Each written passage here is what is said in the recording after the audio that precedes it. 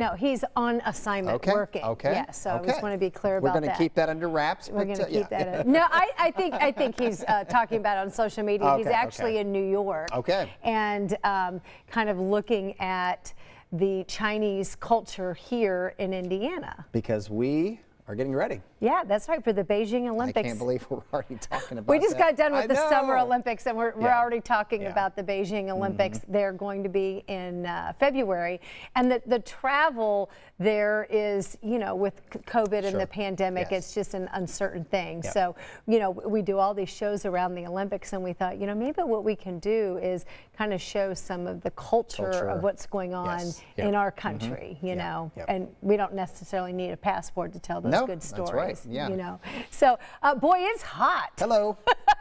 It's warm. Warm to hot. I guess. It's hot 90. I guess. Yeah. And usually humid. 90. Yeah. Okay. I mean, look, we had 84 today, above average certainly.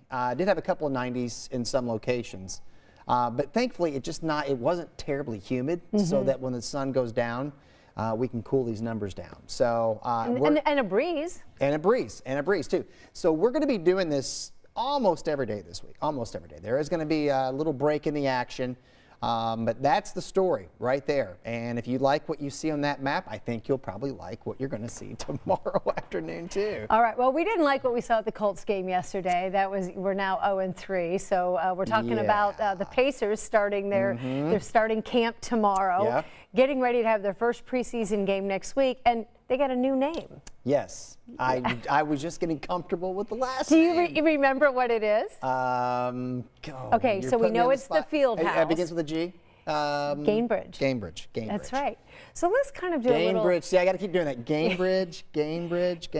Well, and we've even had coworkers that have been down there and been doing a live shot and saying, I'm at Conseco, or I'm at Market Square Arena, Bankers Life, and now Gainbridge. So Gainbridge is really interesting because it's an Indianapolis-based company.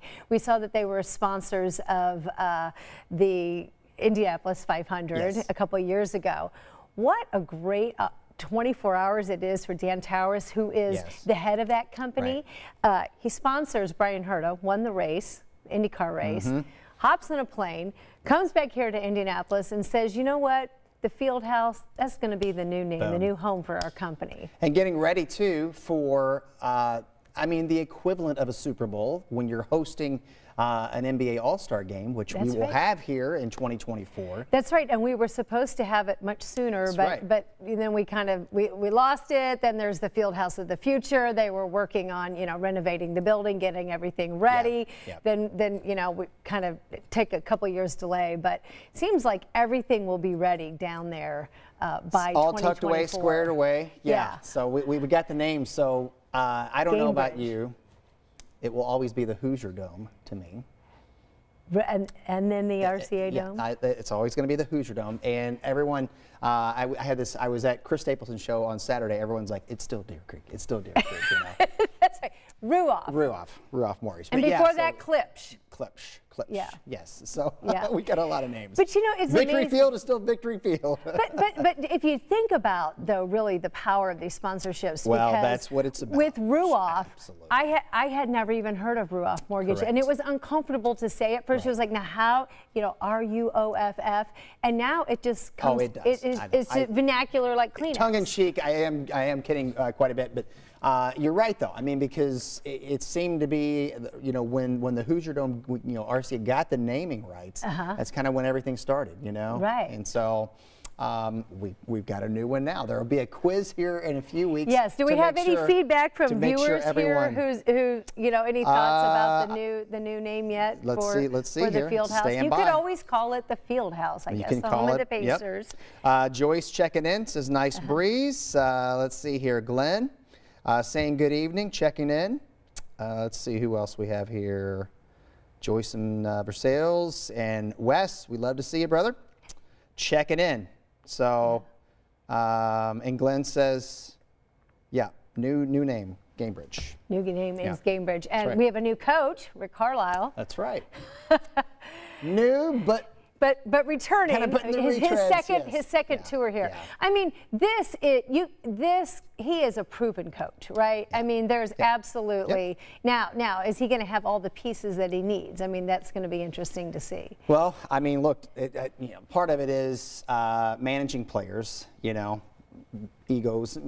I hope we don't have too many. And then getting them to buy in. Right. And getting them to roll with you. That's half the battle. Are they going to fight for you every single night on the court? So I hope that's going to be the case, and I'm excited. So yeah, it's interesting when you think about kind of that concept. You think about at Indiana University in football. I mean, the whole theme down there from Coach Allen is Leo, love each other, and that it first starts with us being connected together. And when we're together, then we can win together. But if we're not cohesive, if there's issues in the locker room, so that really will be tested. Well, I mean, that's again, it's a team sport, right? It's not we're not talking golf tennis where you can go out and try to solve the problems yourself. Like you got these other players that you guys have to solve them together with the leadership. So look, I'm always trying to be the optimist, except when when the football team's 0-3.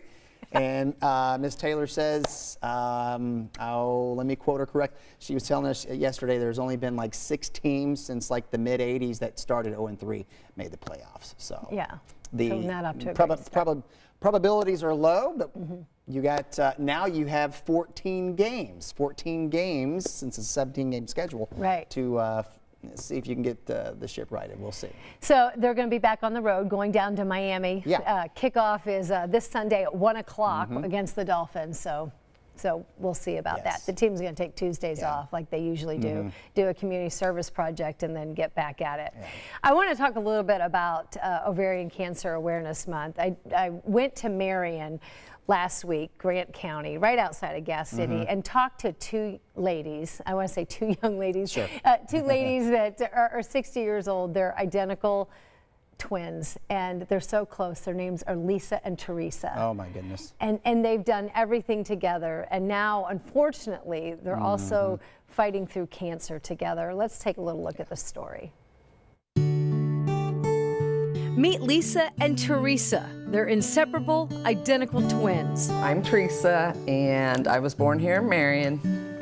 And I'm Lisa. I was born in Marion. And we grew up together in the same bedroom. Everything was just alike.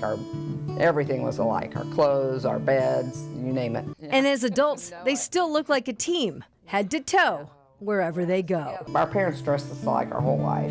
So we continued that as we got older, and we've never changed it. We've just always dressed alike because we really didn't know any different. So a double wedding to their high school sweethearts, a definite. There was a spread about it in the paper. The Collier twins marrying Greg and Tommy. That's Simmons and Swain. So their initials remain the same. Our husbands couldn't even tell us apart, truly. I mean, like Greg would be, Lisa, come here, I want to talk to you. Teresa. Tommy would do the same thing. Yeah. I mean, they're saints for dealing with it for all these years. But because, if one of us is mad at them, we both are. Being in sync is all they know. So imagine the shock when Lisa alone got bad news. She said, "You have cancer." She said, "It's a very large tumor." It was stage 3C ovarian cancer. And I thought, why not me? If it has to be one of us, I want it to be me. Lisa learned she was BRCA positive, a genetic mutation that increased her risk of ovarian and breast cancer. Since the twins split from the very same egg, they have the same DNA, meaning Teresa is BRCA positive too. Doctors recommended a prophylactic or preventative hysterectomy. She agreed, and then days before her surgery this year, Teresa learned that she too had stage 3C ovarian cancer. The sisters were back in sync. I was relieved because I, hated it for her. I mean, And we had never done anything not together. right, and Nothing. It was We had devastating. colonoscopies a couple of years ago. We did it together. Yeah. Then after that, she was diagnosed. And I don't mean this in a bad way, but it was a relief. Because I wasn't doing it alone. Did it together. I didn't want her to have cancer, but when she did, it was like, we've done everything together our whole life. why not this? Yeah.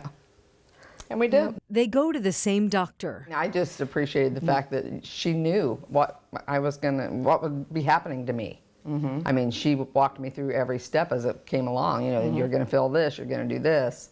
And she was exactly right. So, you know, I had a teacher to help me with all that. When you look at the sisters now, you can tell them apart. Lisa's hair is longer. She's had more time to grow it back. Also, their tumors and treatment were different too. Overall, their prognosis is similar. I wish that I could say that we had a cure for advanced stage ovarian cancer, but unfortunately right now we don't. For the girls, as terrible as it sounds, for them to go through it together, and it's really a blessing. Because I would hate to think that you would be all alone, bearing that burden. What do you dislike most about this situation? Knowing what they got coming. When you realistically look at the statistics, people with our type of cancer, our stage of cancer, 2 to 5 years is a good run. The twins are 60 now, and they're determined to see how far they can go together. It's not if we get cancer again, it's when we're going to have cancer again. My biggest fear is that we'll both be very sick at the same time and not be able to help the other one through. We never even thought that would ever happen. That one of us would not be here with the other one. It never even entered our mind. No. Because we've just always been I mean, we together. It's like, there's no truly way. thought we would die of an old age together. Yeah, God's not finished with us yet. He knows we've got things to do. Absolutely. You'll have the final Say. say. Yeah. And that destination will be great.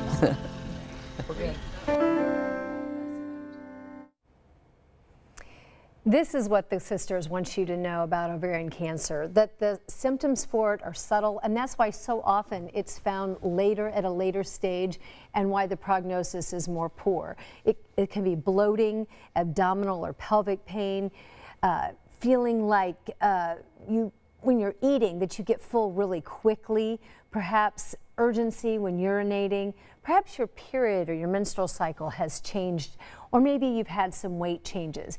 You know, all of us maybe have some feeling that one of these things is happening every now and then. They're pretty common. But if there's something that's persistent, maybe even lower back pain, you really are encouraged to go talk to your doctor. Also, because the sisters are BRCA positive, this is in their DNA. And so they had their children tested, and 3 of the girls were considering whether or not to get a hysterectomy because they're at a higher risk for ovarian cancer and for breast cancer.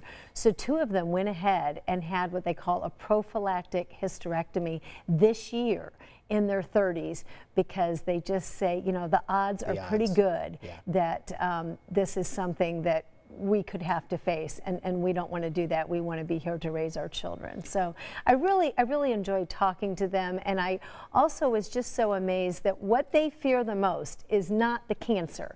It's not being there to care for the other or be with the other. I mean, such a deep love they share. Well, you can certainly tell that, and you know, very brave of them to tell their story. And I think, you know, we do a lot of these stories, and oftentimes, you know, I saw that story and I went and checked, and maybe it'll save someone's life, you know. That would make them so happy. You know, they spent a lot of time. You know, they were featured on the Today Show this morning during the 8 o'clock hour, and they spent a today with the Today Show crew. They spent a day with me. We met with their doctors. Their kids, you know, grandkids stayed home from school. Husbands came home from work. There was a lot of sacrifice to tell their story, but they did so because they're like, we hope somebody's listening.